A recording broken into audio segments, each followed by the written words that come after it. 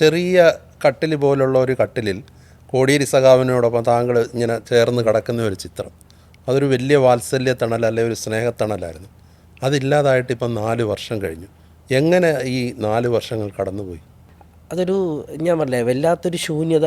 നമുക്കൊരു ഇപ്പം എനിക്കും ചേട്ടനും അമ്മയ്ക്കും ഒക്കെ മാത്രമായിരിക്കുമല്ലോ എല്ലാ ദിവസവും അത്തരത്തിലുള്ള എന്ത് കാര്യം പറയുമ്പോഴും അച്ഛനുമായി ബന്ധപ്പെട്ട ഒരു കാര്യം പറയുമ്പോൾ ഞങ്ങളുടെ തൊണ്ടയ്ക്ക് കനം കൂടാതെ കണ്ണ് നിറയാതെ നമുക്ക് സംസാരിക്കാൻ പറ്റില്ല.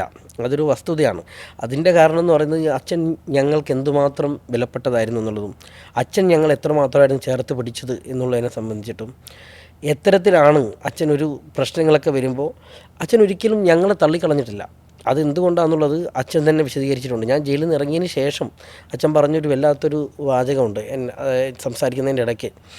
നീ കോടിയേരി ബാലകൃഷ്ണൻ്റെ മകനായതുകൊണ്ടാണ് ഈ വേട്ടയാടലുകളൊക്കെ, ഞാനില്ലാതായാൽ ഈ വേട്ടയാടലുകളൊക്കെ നിൽക്കും.